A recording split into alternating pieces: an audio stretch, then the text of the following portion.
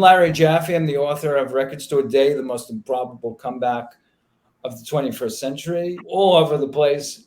And I love fun sanity. Hello and welcome back to All Over the Place, the official podcast of Media Pub Live. I'm your host, Eric Pervosnik, and we have a condensed co-hosting staff today. We've got Christine. There she is. Hey Jim there. and Marty, unfortunately, going to be out today, but they're with us in spirit because we've got another great music show for you tonight, or today, or this morning, whenever you're listening to us, folks, here on All Over the Place. We've got a guy who has been on the forefront here in the Southwest, the concert scene, going on 50 years. He'll be celebrating his 50th year coming up next year. And for those of us who grew up in Ohio and the Midwest, as a name as ubiquitous here as Belkin Productions and Brass Ring back home for me in the Great Lakes, please welcome to the show, Danny Zelisko. Thanks for having me. What's cooking over there today? Well, I mentioned during the intro that you're coming up on your 50th anniversary here in the Southwest doing Danny Zelisko Presents in one form or another. And just what keeps you going in this crazy world of rock and roll? You know, the calendar, I think, is the one because, you know, it's kind of like walls. If I see an open space in a wall, I want to put a poster or a picture or something up there. When I see an open date in the calendar, I feel like it's kind of get lonely and it's going to get jealous of the other dates that are filled up. So honestly, it is the calendar because, you know, you look for those open spots where you can book something. And unfortunately, other people tend to come in and book on top of you, or you end up booking on top of yourself. But the fact that there's these groups out there that I've developed relationships with or with their agents or both, hopefully, it keeps things going from week to week and year to year and generation to generation. I mean, this is like the 6th decade. And when I say that, I think to myself, boy, that really sounds like a long time, because it is. But in essence, it's just one long day that, you know, makes things happen for tomorrow and the next day and the next day. And all of a sudden you're looking backwards at what you've done. And it's kind of what's happened in this case. And Danny, I wanted to ask you about that because, of course, you know, you've been doing this since 1974. Started out, you know, Evening Star Productions. Well, of course, coming full circle. Evening Star really didn't start till 77. Before that, I started with a company called Sundown Productions that my dad and a friend and his dad backed me on. And I did my original early shows with them and went out of business quickly. And the Evening Star thing came up actually in the end of 76 because I was booking shows, newly booking shows at a place called Dooley's over in Tempe. And they didn't want to do a show with Taj Mahal. And I knew Taj Mahal was going to do great. And I said, is it okay if I book it? And I'll take the risk. And they said, okay. And that's what started Evening Star. So was that the show that really made you go, wow, I've got something here, you know? Or well, like, not really. I I always felt and had confidence in myself that I was going to make this work. Although I was shaken a number of times when things didn't happen.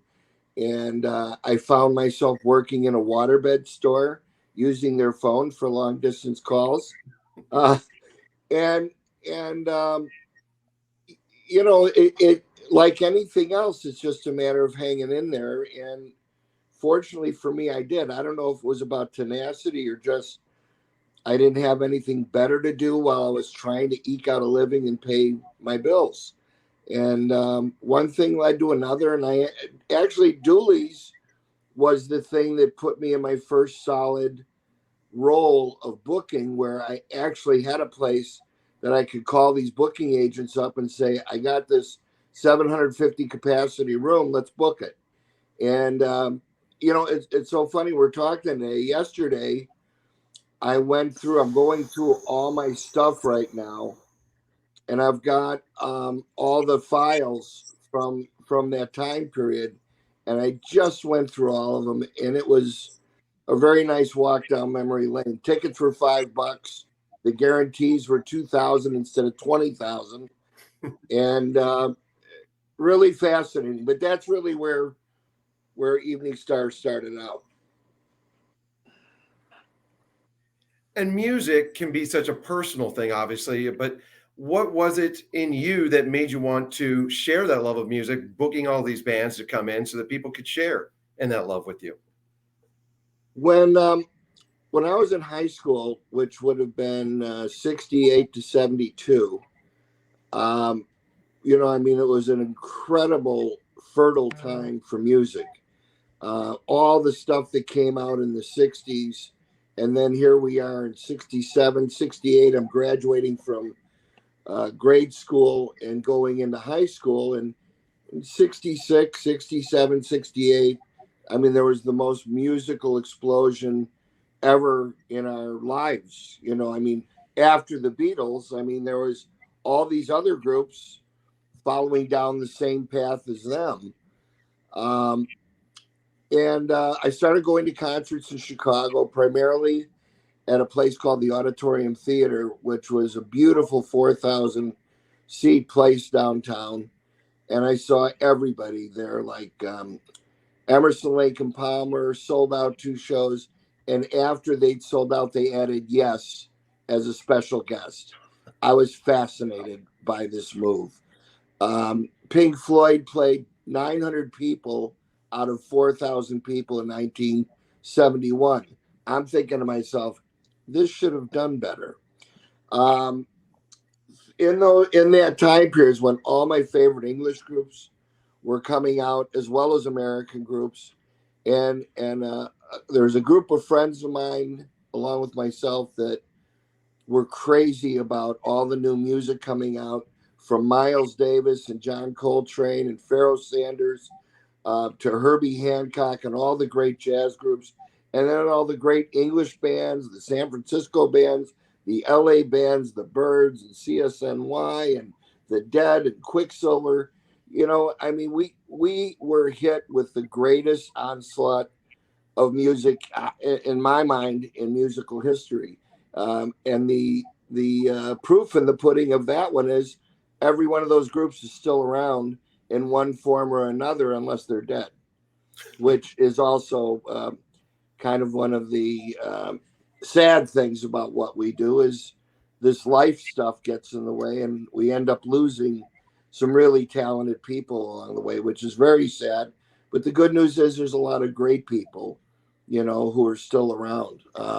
But that, watching those shows, those early shows, I felt like I wanted to be that guy to come out and talk about upcoming shows, as well as welcoming everybody into this nice group of people that are new friends made because they love the same music. And that's called getting people together. And that's what always turned me on about it, was just the magic of being able to say a name and you get people to pay money to come and sit with you for a night. Really cool. Well, one of our recent guests, Peter Jesperson, his son Autry, says music is a feeling we don't get from anything else. No argument whatsoever with Autry. Great kid. I will go a step further, though, in saying that live music is a feeling you don't get from anything else. And with everything that's absolutely true. I mean, it's a once in a lifetime thing. They might play the same set night after night, but you have so many differences: the building, the environment the group is in, the place where the audience is, how you advertise it, and whether or not you get people really pumped and excited before a show. And I like to think that we keep people hopefully excited, until they get to the show, so that when they get to the show, it's kind of like a, breathe deep. It's like you're there for the big event, what you've been waiting for. That anticipation is what makes people crazy, I think. And like going to a Super Bowl, I've never been to a Super Bowl, but if I did, I think it would be a letdown compared to the hype that goes into it, when it starts. With concerts, especially, much anticipated ones, when the big day finally comes, it's a real Thanksgiving for everybody. Sure. And you mentioned part of life is death, but now what are your thoughts on technology being able to bring John and George back together with Paul and Ringo with a song like Now and Then, and technology, how that's helping to bring some voices that we've lost back to the present? Well, those voices, were always there. The problem, as I understand it, with it was because of how they were recorded and so long ago, it was difficult to bring out what needed to be brought out. But the original recording was there, which is the main thing. Mm-hmm. And if I mean, it's just like they came up with digital to replace analog. I like analog recordings. I'm pretty good at it. I've had little contests around the house where, is it a record or is it a CD or is it a stream? To me, the streams are very flat. You can adjust in your stereo how to make it sound better, but there's nothing like putting on a record. In the case of the Beatles song, I think it's fantastic that they were able to help finish what was started. There's some naysayers that say, well, there's a reason that never came out. It was on the junk pile. Well, what was on the junk pile 50 or 60 years ago, they had no time. They had no ability back then to see the future, visionaries that they were, but nobody has the ability to see what's going to happen. And nobody knew back then how big the Beatles were going to get. So this is sociological phenomenon we're talking about here. We're not just talking about digital or AI or any of that. Those things helped bring that to us. So for that, I applaud them. I think it's great. So following up on that and continuing with it, what role do you see AI having in what you do, but also like related to the artists? Where are we headed? I'm not the visionary that can answer that one. I really don't know. I'd say there's there's going to be a lot of opportunities ahead that we don't know, that are going to take some time to develop, to work within all the different technologies that have been available up till now. Here's a new one, and you can see already what it did with that one song, but I don't know. I mean, put it this way. AI isn't going to replace people in seats. AI isn't going to replace people that make music. Maybe AI can make music on its own and teach people how to play it. I don't know. But bottom line is, there's no replacement for a person or people who get together to create music and make a song, and hopefully 1 in 10 million of those get heard by people. It's a big pool of fish right there that whenever you get into this business, you're going to be dealing with. So I think that the more help you get, the better off you can be. You still got to write the song, and maybe AI can write songs. Maybe they can write perfect lyrics that people will like. Remains to be seen how that works. So you wrote a book, All Access. Who in like? Tell us about the book a little bit, but particularly, I want to hear about who got you giddy when you met him. Who got me giddy? Yeah. I'll start with the book. The book had been kind of a thought of mine for many years. I found yesterday, going through my stuff, notes that ended up being a big part of what the book ended up being, and I'm telling you, it was 30 years ago. I always thought that I'd had a very, special kind of a life in the sense that nobody gave me any of this stuff, but my intuition said originally when I was a kid that I really enjoyed sports. And then I ended up enjoying the people who were the stars of those sports. My brother and I started going to the ballparks and meeting a lot of these guys. And so from a very young age, it wasn't about allowing myself to be giddy. You had to, when you met these people, you had to be cool. Otherwise, they wouldn't want to be around you or they'd walk right by you. You're a goofball. So we would meet the Cubs players and the White Sox players and the hockey players, especially the football players at the places they played. And as you got to know them week after week after week of going there like we did, we became friendly with them as opposed to, oh, there's that goofy kid again. Let's run from him. So we got some grooming before we were 10 of dealing with famous people and for lack of a better term, I mean like a newfound kind of mature that we probably wouldn't have gotten anywhere else. I mean, we were all raised good and everything like that, but nobody in the early 60s, not in my neighborhood anyway, was prepared to be hanging around with Dick Butkus. And we were, I mean, everybody from the 60s, we were there. And concerts weren't really my thing back then, but they soon became my thing after hearing the Beatles for the first time and everything that followed there. So I was a sports guy and a jock guy.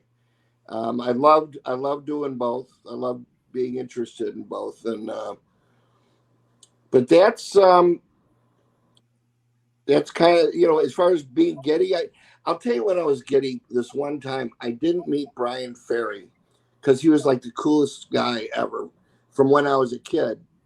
And then when we did a show with him in Vegas, I think about 10 years ago.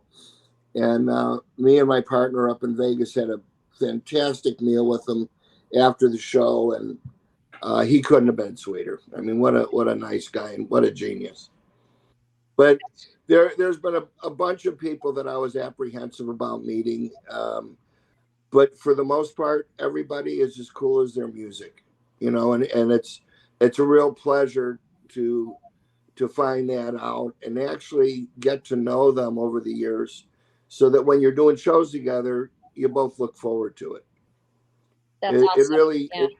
it really, it really makes it fun. This last weekend, we had Frankie Valli here at Gamage, completely sold out.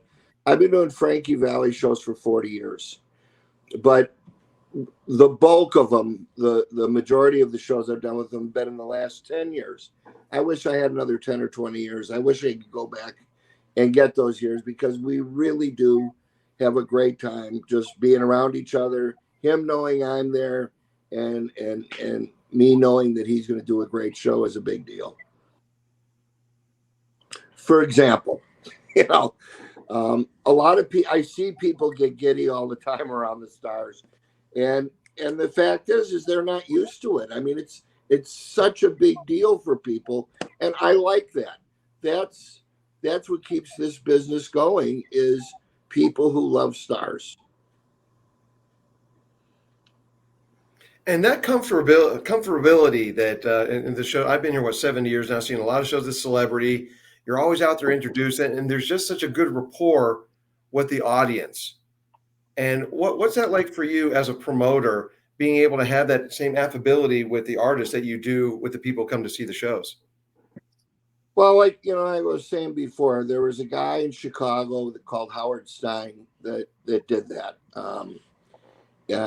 And I don't know what happened to him but I think he promoted through the 70s and then I don't know what happened to him, but I came across a guy called Bill Graham, who was promoting the San Francisco Fillmore East and West and also in New York Fillmore East.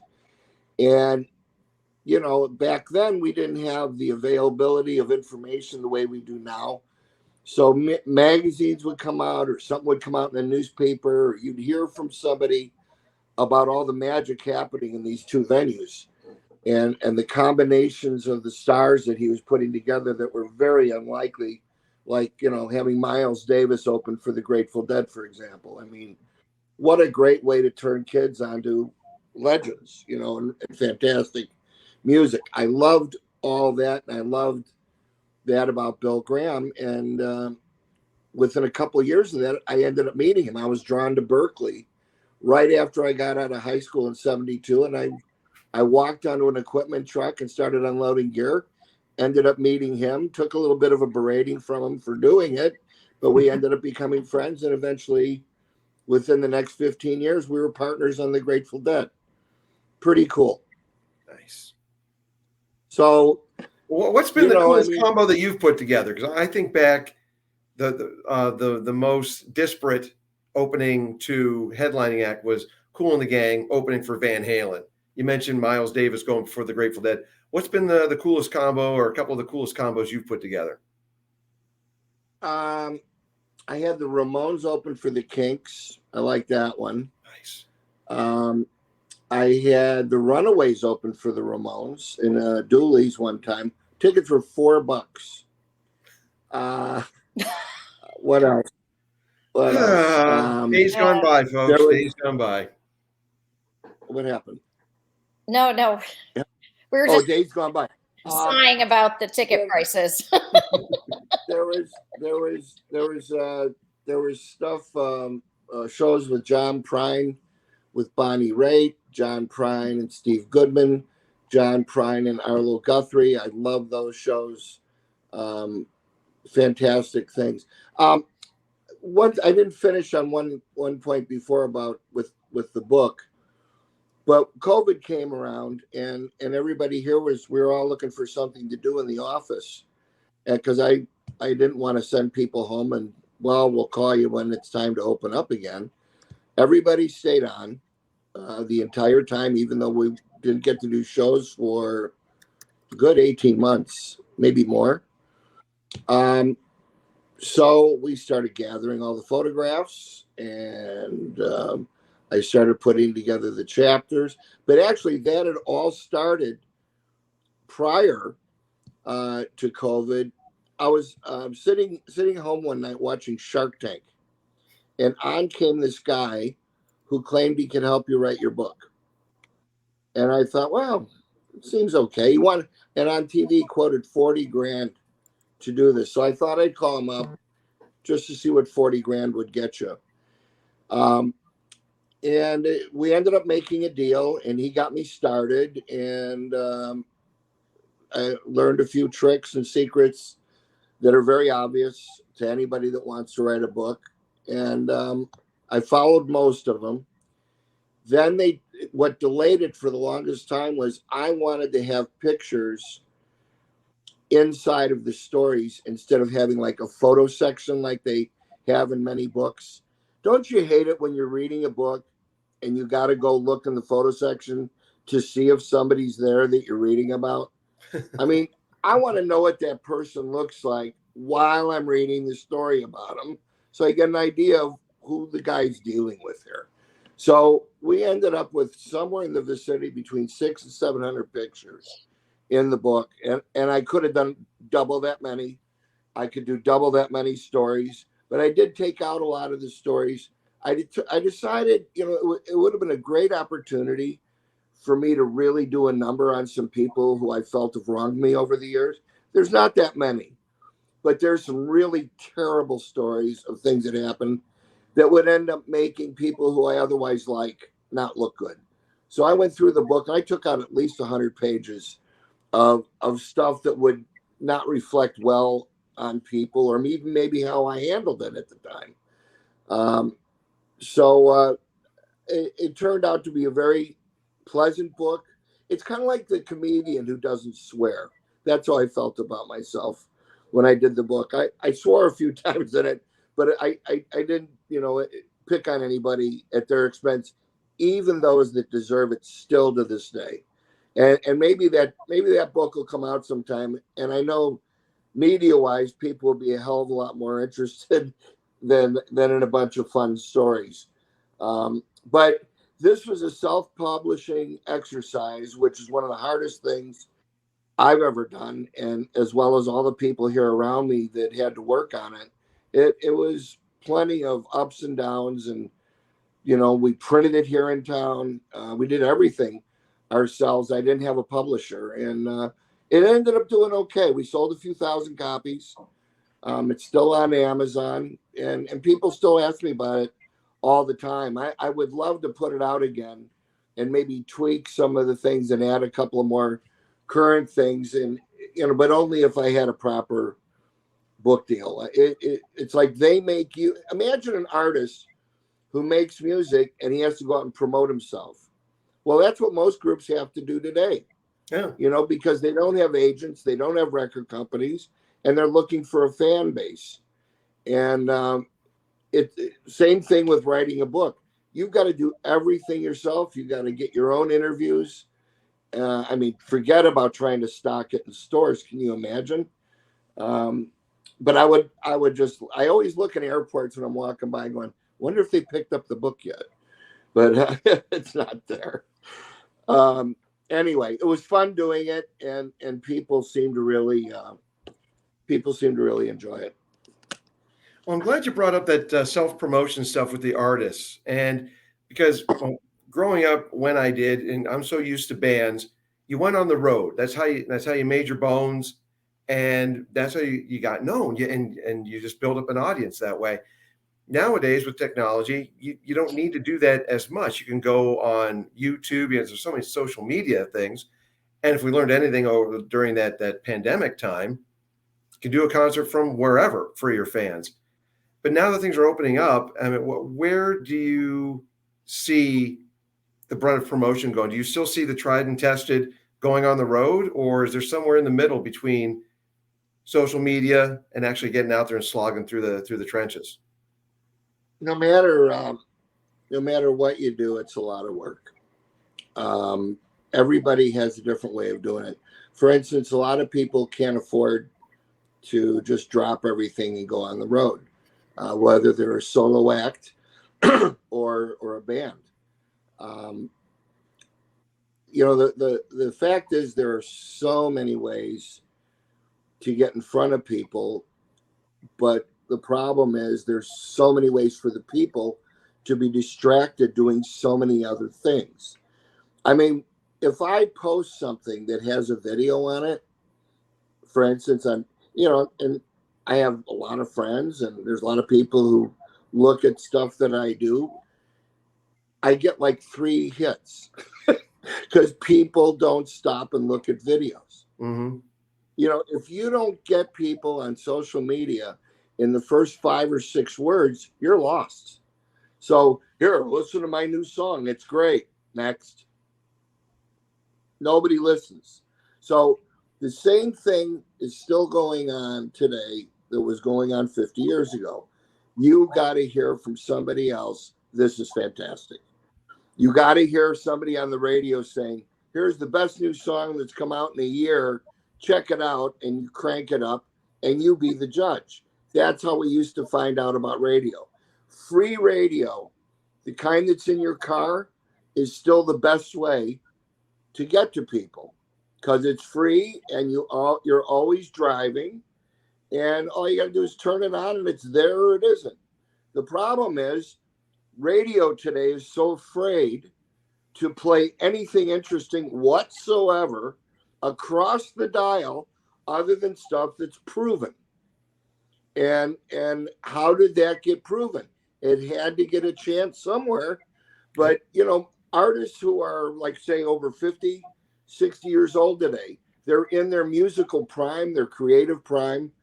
And most of them are sick and tired of trying because radio, even though they're playing their old songs, won't play anything new by them and tell people. Wouldn't you love it if, for instance, Stevie Nicks said she's not going to put out any more new music? I don't know if that was just in a fit of a temper thing or she meant it, but I don't think she has since she said it. And she said, what's the point of me going out and all that money and all that time and all that effort, passion, and then you put it out and it's not Rhiannon. You know, it's not Landslide. But it's great new music. She did an album with Dave Stewart that was fantastic. Nobody's heard it. And it was released. I don't know, it was maybe 6, 8, 10 years ago. The 24 karat that's gold. just one example. Huh? The 24 karat gold, I think that was the last thing that she put out. Then that was just a reintroducing or bringing back some old songs and just finally getting them out. Yeah, that's the last thing she's done. So the Crew said the same thing. It's just difficult to get new stuff heard. But that's why I like streamers that can have basically that's turned into the radio station for me to hear new things. Yeah, you know, I'm afraid though that I hope I'm not indicative of everybody in my age group, but I'm not sitting there looking at my phone all day and waiting for somebody to tell me that I don't know that something's fantastic. I need to hear it from a friend or a trusted source. Yeah. And even then, I mean, how many times these days you hear more about a new TV show than you hear about a new band. You know, it's like, what's the next Yellowstone? You know. But you know, it's a difficult thing. The bottom line is, yeah, you've hold on here. The bottom line is you've got to get out there and play. You've got to be in front of people. You've got to have a great live show. And the only way you're going to get a great live show is by playing in front of people, maybe 5 or 10 people at a time. You know, but and that's the way most people started. I remember having Pearl Jam with 40 people in the audience. I mean, that's the way it goes. People don't realize that. But I mean, the Beatles played to 10 people. Pink Floyd played to the 900 I talked about. It's a very difficult business, especially if you have a problem with rejection. I was rejected for 5 years before I got shows. People who make music, it's like you're either not talking to the right people or you suck and you ought to get another job. There's two sides of looking at that. And I'm afraid there's probably been along the way a lot of people who are very, very good that deserve to be heard and seen that just couldn't last it out because they never, they never got past go. And just because you can make good music doesn't make you a marketing wizard, nor should it make you that way. And that's why there's that old expression about commerce and music meeting and not being good bedfellows. They're as opposite as things can be. I mean, you're not supposed to make money to make music. Make music to make money. Nor should you make money to make music either. Like through the AI thing. Well, I want to be a musician. I think I'll plug into AI and see if they'll write me a great song. And here's the topics I want them to write about. You know, I mean, is that a good thing or a bad thing? I don't know. Bottom line is that, to your question, get out and play live and find out if you've got it. I used to try singing in a group when I was in high school, and we did a battle of the bands at a roller skating party in our gym in our high school, and this other group blew us off the stage. And I realized right then, I just said, this ain't gonna work for me. It might be fun, might be cool to try it out, but I realized I was never going to be a pro at it. I just wasn't good enough. I was never going to be as good as this other band. So that's why I went this way. There wasn't a lot of people wanting to promote shows. There was a lot more people wanting to be lead singers, you know. Well, like you and like Joe Walsh, I'm an analog man. So, but I'm also a realist and know that, you know, there are alternate ways to do things now. But like you said, live is where you meet you either put up or shut up, and people are not going to see it if you don't have a good way to connect with them. And connecting with them live, it doesn't get any better. You know, when I see shows, when I watch the first notes that somebody plays at a concert, and I see the reaction. Hold on. They're wanting to increase my storage size here. When I see a band hit the stage and I see the reaction from people, you know, it always just blows my mind that these people can plug in and sound like that and do that to people in a group that they've never met before.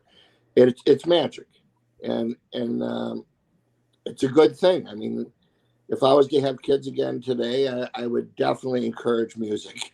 You know, that or learn how to kick a field goal. You know what I mean? Or sing high like Steve Perry. Well, you got a last name similar to mine, Zelisko Provoznik. Yeah, we're made to be kickers in the NFL. Yeah, definitely. I wish I had learned how to do that back then. I mean, that's, you know, there's those certain things that are just those great moments, like that guy in the Cardinals who kicked the field goal yesterday with no time left. You get to be the hero, you know, and not to mention you get paid really well to do that when they know you that way. That, or like Adam Sandler saying, you're the lonesome kicker. There's no middle with that one.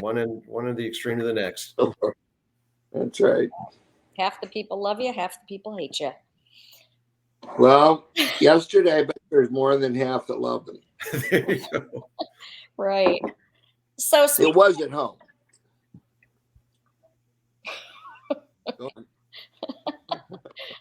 So I know you do a lot of, you know, legacy acts and those acts that are getting older. What bands would you resurrect or would hope to get back together to have them go on tour?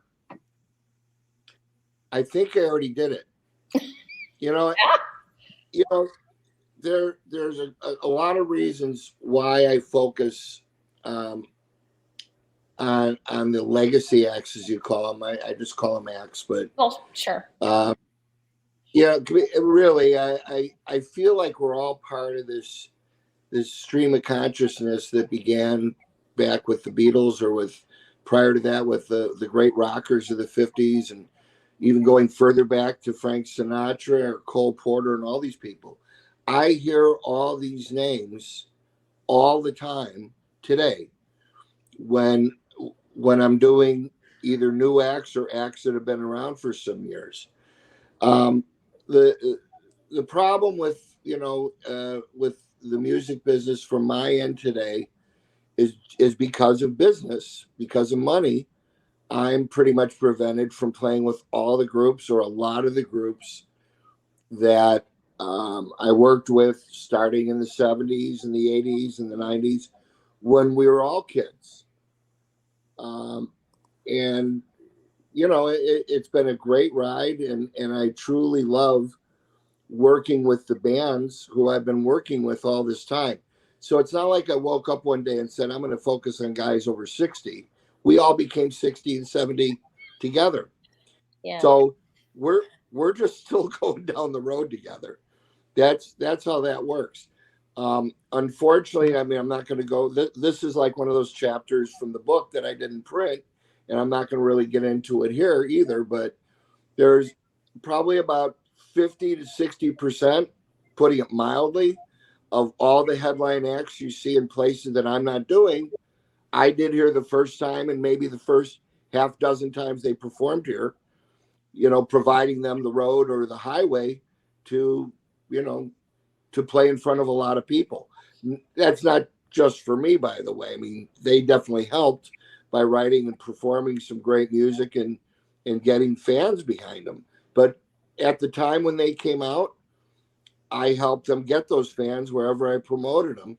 And part of the Bible in this business is you go with who brought you. In other words, if you were part of the plan or part of the action when nobody else would participate, you tend to end up working with these people forever. I mean, there's a lot of these bands that I'm doing now that I've been working with for 30, 40 years.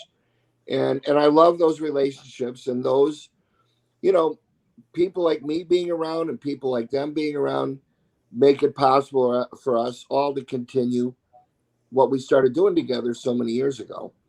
So we're just getting old together is all it is. It's like, for instance, I just booked a guy called Taj Farrant over at the Rhythm Room on February 3rd and 4th. He's 14 years old, and he's from Australia, and he's got millions and millions of views. And the Rhythm Room, what a perfect place. We're very happy about it. I mean, that's where I met and first did Joe Bonamassa. And he was probably right around the same age in the same room when it happened. And I'm happy to be working, with him. The thing, is about today is unless you're already popular or broken or marketable, the big companies don't care and they don't want to be around it. It's too much work. So I'm used to doing this. And when I get the opportunity with somebody unknown or brand new, as long as they can get here and afford to play for cheap ticket prices, like they should when they first come out, I'm your guy. I'm here for it. But as far as the regular business goes, yeah, most of the stuff that we're working with has been around for a while. And the nice thing about that is mostly really, really cool shows. They go smoothly. They're professionals. They've had a lot of practice at it. We all know what we're doing. And as long as everybody, performs whatever it is they're supposed to be doing in this show, we end up having great shows. The audience, which is the most important people, has a great time. And, we get to do it again the next day. Hey, Jim's in the house. Hey, how you guys doing? Fantastic. Another of our co-hosts, Danny. Danny Zelisko, Jim Culver. Good to meet you, Danny. How you doing, Jim? Good. Pleasure. And Dave, to what you were just talking about with the acts that you give a leg up at the beginning, and one of the things I love about going over to celebrity, just seeing all the artifacts down there. Music has just been a part of me, and for as long as I can remember, just the history of music and seeing set lists up there from Guns N' Roses when they played Celebrity, or pictures of Van Halen when they played it. Who are some of the acts that you mentioned you give that little head start to? Who are some of the ones that blossomed that you were most proud to say, you know what, I knew them when, kind of thing? Pretty much everybody you're going to see. Love it. I mean, well, pick names. I did Pink's first shows here. Guns N' Roses, you just mentioned. Scorpions, Van Halen, Iron Maiden. Not Alice Cooper, he was way before me. But I, read through a list of whoever is coming, and I was there. I mean, what happened was when I started doing dualies in the 70s, and all these groups were coming up. I had the Police there. I had Pat Benatar there for $5. Police were $5. Talking Heads, they were expensive. They were $6. Oh, right. These are their first plays in the market. well, David Byrne's suits are extra big, so he needed that little extra. So who's that? David Byrne's suits, a little bit more material for his clothes, so he needed to charge the extra $1. An extra $1 for the shoulder pads. Yeah. There you go. Got to pay that tailor a little extra. But I'm very happy to say that just about everybody here in Vegas, Tucson, Albuquerque, we were instrumental in just about everybody. Well, I love hearing that. And thank you for doing all that. Just as someone, again, I've been here for 7 years, and coming from LA, which has such a vibrant music scene, coming out here, it's, I don't know, maybe not just as vibrant, but I'm able to see so many shows here. And like I mentioned at the top of the show, your name is ubiquitous all over this region. I love it. So thank you for that. Another thing I want to thank you about is you brought up Alice Cooper and the Christmas pudding shows, which for those who have never been to one, that starts out with just Alice Cooper's School of Rock, and they put on the up and comers. They have the kids who come into the buildings, and you're showcasing up and coming rock and roll. So thank you for doing that. And then just how fun has that been for you through the years of being able to introduce new music and then have acts like Alice Cooper come out there and perform as well?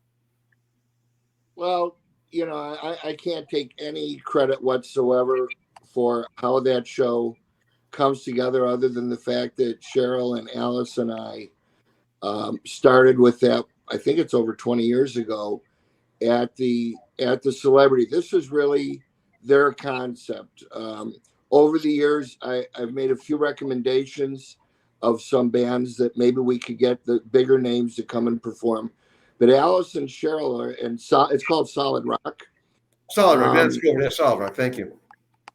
Solid Rock has done a great job in getting these events together. From doing the Proof is in the Pudding, which gets somebody unknown here in town to win a competition and be a part of the show. But all those different things with the pudding, I don't know if you know or not, but it was called that because that was Cheryl's term, which was she said, well, we're going to do a dance group, and we're going to do a solo group, and we're going to do a hard rock group, and we're going to do a comedian. It's kind of like a pudding. And one thing led to another. We asked Mark Tarbell from the restaurant here if he would make pudding for the audience. And every year he makes 2,500 puddings for single serve puddings for the entire audience. So that's how Christmas pudding came about. But I met Alice. I walked into his dressing room in 1973 in Tucson. I didn't know him, and here we are over 50 years later, and still best pals. He's a terrific guy. Well, what do you think would surprise Alice's fans most about him? I ask as a fan, and because I'm curious about that question. I'll tell you what. There's been so many books, and he's been around so long, and he's been an open book for anybody who wants to know. I mean, if I told you he loves cars and he likes to play golf and he goes to church and he's trying to help out the community with Solid Rock, these are all things that everybody already knows. So you wouldn't be surprised about it, but instead of being surprised, think of it as like it's what he does, and he allows people on the outside to know this kind of stuff because he doesn't have any other agendas. Maybe that's the surprise. He doesn't have other agendas. I think I have a harder time imagining. He's a very regular guy, but then he puts on the makeup and he puts out the clothes and he goes out and does vaudeville. It's incredible what he does. And I'm not going to say at his age because, again, as long as he's walking and talking and moving, he'll be performing. I think I have a harder time imagining him on a golf course than in church, but maybe that's me. You'd have a hard time with him on a golf course if you were betting him because he'd take your money from you. No doubt. And he would. Now, I know we've talked about throughout this conversation, the ticket prices has been brought up. What like growing up, $5, $6. When I started going, I look back on my first Van Halen show at Joe Louis Arena, which I believe was a brass ring production, $16.50, and I think it was $1.50 service fee. So $15 ticket, $16.50. And I don't want to begrudge anybody making money, but at the same time, you've got the fan, the average ordinary fan, to paraphrase Mr. Joe Walsh a little bit again, and bands like Kid Rock and ZZ Top a few years ago, they fought to keep ticket prices down. Now you've got Springsteen, who seems to have no problem with the inflation of prices. Where do we find some kind of middle ground so that the average fan can still continue to see someone that they want to go? We don't. What else you got?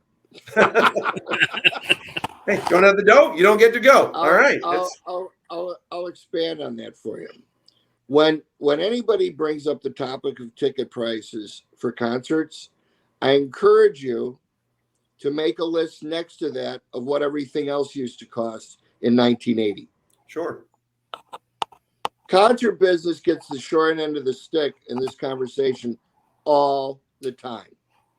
Do you know what I just paid to go to a World Series game at Chase Field? I can't even imagine. I look at the ticket I had from the 84 series in Detroit and what they go for now. Absolutely. Oh, yeah. All right. So the point is, and it's not even necessary to say the amount. The point is, as long as people keep paying for the tickets, people are going to keep charging what they're charging. I don't believe it either. I don't understand why everybody goes on sale 6 months or a year in advance. I think that's probably one of the worst things that I'm seeing presently happening, because I wonder how people are doing it. Where did all this money come from? It's like I do about 120, 130 shows a year. There's a lot of other shows that are out there playing, and a lot of them going on sale way in advance, and for more money than ever if you want to be in those great seats. By the same token, for most of those concerts, you can get in for a fairly reasonable amount of money. You're just not going to be down in front. And everybody wants to be down in front. But, it's not unusual to see tickets upgraded and upcharged from being pretty heavy on the face value to begin with.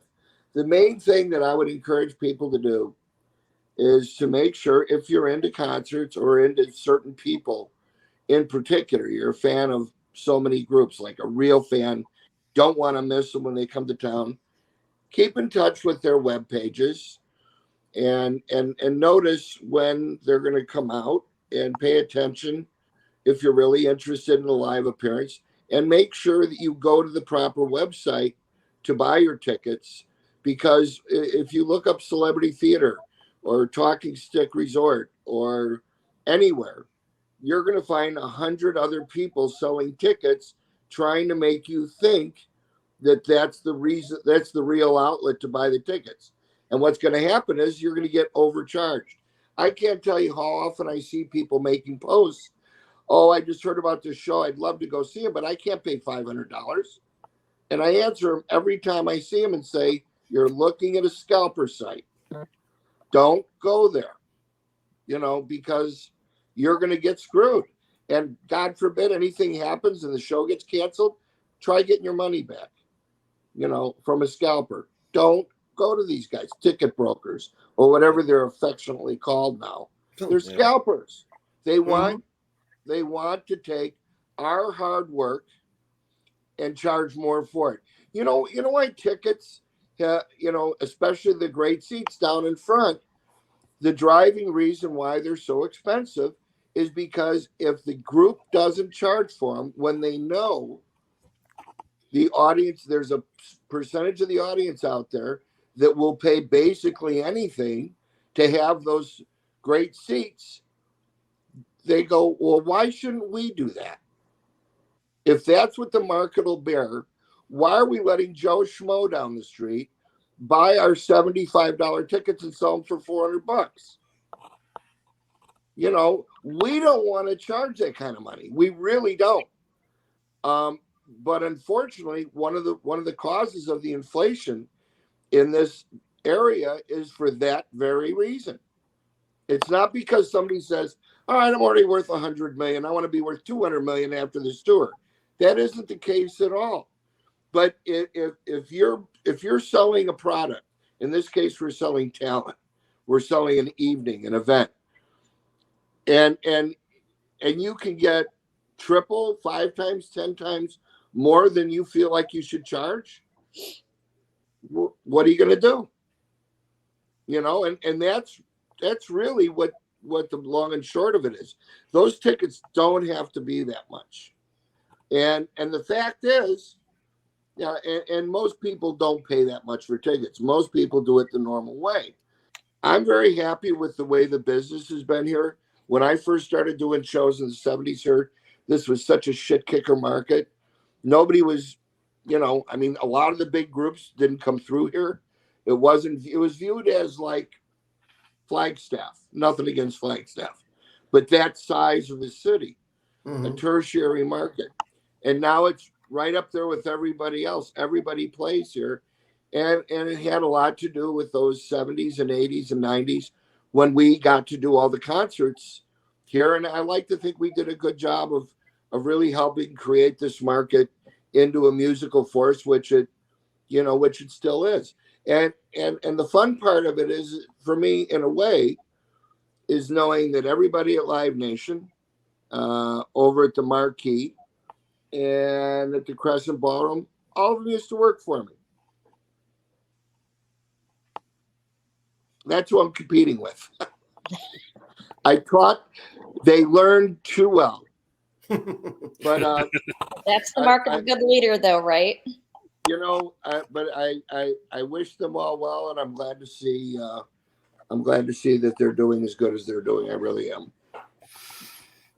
Well, I definitely want to thank you, Danny, again for going on into your 50th year and everything that you just mentioned, helping make this tertiary market a primary market. And I love being able to see all the bands that I want to see. And if they're not here, I just make a quick trip down to Tucson. Big deal. That's no worries whatsoever. So thank you for establishing that. Thank you for keeping it going here in the Phoenix and just all over the Southwest, keeping things rocking for us. I appreciate it. By the way, some of the things that I've been working on that are coming up are not necessarily of the vintage ilk. I just booked a couple of dates with Orianthi. Do you guys know her? No, I do not. Orianthi is the guitar player that played with Alice Cooper and Michael Jackson. She was with them for several years, so she's coming in February. Who is the other one I'm working on? Lucas Nelson. I do know that name. And his dad, Willie. We're about to announce a show with him. And that's why I know that name. There it is. And he's the youngest 90-year-old I've ever met. Certain things help keep you young, apparently. We won't say what. Yeah. We don't need to. There's a lot of really good music coming down the pike here next year. I'm really looking forward to it. For a minute there, I was going, God, are there going to be a lot of shows next year? The answer is yes. There's going to be a lot of good stuff. Awesome. Looking forward to all right of it. So once again, folks, Danny Zelisko, thank you for joining us here on All Over the Place. You can get Danny's book, All Access, Occupation Concert Promoter, at Amazon, or try to find it, in one of those markets so that Dan can walk by and say, hey, they got it in here finally. I wish it was there. And I don't know if you guys have seen or not, but the people at the airport that put stuff up to try to keep people entertained while they're waiting for planes that are often too late, they put up a whole display in Terminal 3 of a bunch of my artifacts, which you might like to check out sometime. It's at the area where you wait for people when they get off the plane on the second level. Terminal 3, Sky Harbor Airport. You're in town, you're visiting, folks. Now's the time to be visiting. It's a lot warmer here than it is in a lot of parts of the country. Check it out in Terminal 3. What else? Oh, one other. On November 28th, they're dedicating a booth at White Castle to me. Nice. There's a new White Castle going up in Tempe, and they've been it's like 8 months behind schedule now, but we're gonna put some stuff in there too. Harkening back to Chicago again, I love it. I was born and raised there, and my folks are from Forest Park, so that's awesome. That's fun. All right. Well, Danny, again, thanks for joining us here on All Over the Place, and looking forward to 2024 and beyond in the Phoenix and Southwest area. Thanks for having me on.